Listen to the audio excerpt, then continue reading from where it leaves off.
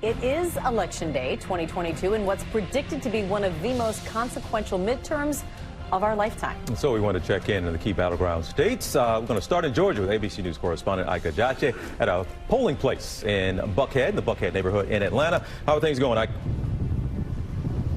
Hey, TJ, how you doing? All day, voters have been casting their ballot in what's projected to be the tightest race in the country, the Senate race between Raphael Warnock and Herschel Walker. And all day leading up to this race, both candidates were fully engaged in political mudslinging. Senator Raphael Warnock repeatedly calling out his opponent by name, highlighting his past transgressions, saying he's simply unfit for office. On the other hand, Herschel Walker, he too has been on the offensive, saying this race isn't necessarily about a candidate's story, but a candidate's policies, saying Senator Raphael Warnock's policies just simply aren't right for Georgia. Now, it's also notable that this is one of the most expensive races we've seen. Senator Raphael Warnock has spent over $72 million on advertising.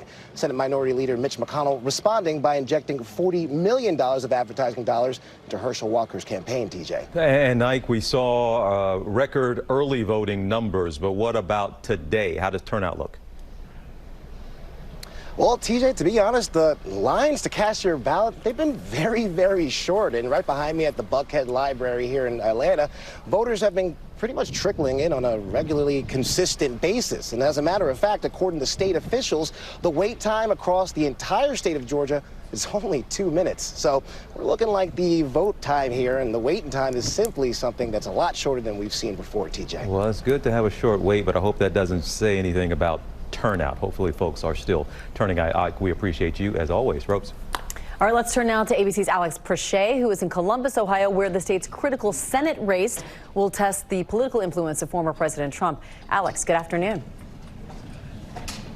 Hey, Amy. So I'm going to give you a little bit of a scene setter. This is where many Republican candidates are going to be watching these results come in tonight. But you highlighted that Senate race. And frankly, it's one that's a little bit tighter than it probably should be in a state that's as decidedly red as Ohio. And the reason being, you have a political novice, the Republican nominee, J.D. Vance, who is Trump endorsed, going against a Democratic congressman who's positioned himself as a moderate. But in terms of what's going to move the needle here in this race, we were at a town hall last week and the crowd was asked, what is the primary issue for you? And every hand in the room said it was inflation and the economy. And so we've seen both candidates laser focused on that issue thus far. You've seen J.D. Vance try to link Ryan to Biden policies. And for Ryan, he's focused on bringing new jobs to Ohio.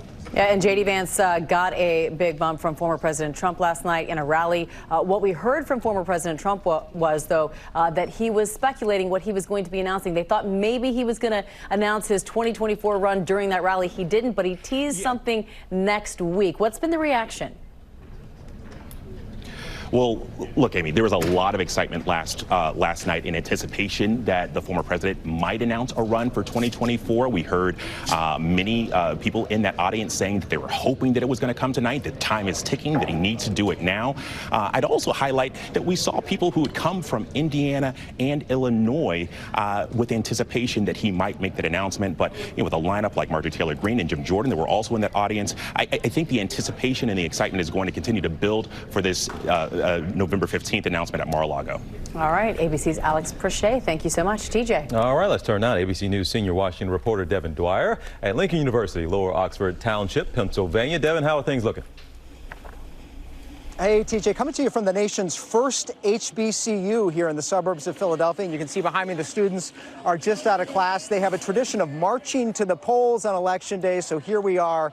A lot of enthusiasm. You know, younger voters here in Pennsylvania, TJ, could decide this race. A high turnout historically here in Pennsylvania of 18 to 29-year-olds above the national average. Both of the candidates in this critical Senate race, John Fetterman, the Democrat, against Dr. Mehmet Oz, of course, the Republican, courting these guys.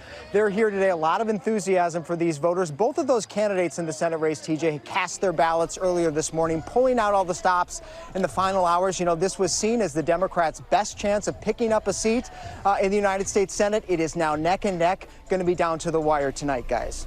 All right, Devin, we appreciate you. Thanks to Alex and Ike as well. Well, hey there, GMA fans. Robin Roberts here. Thanks for checking out our YouTube channel. Lots of great stuff here. So go on, click the subscribe button right over here. to get more of awesome videos and content from GMA every day, anytime. We thank you for watching, and we'll see you in the morning on GMA.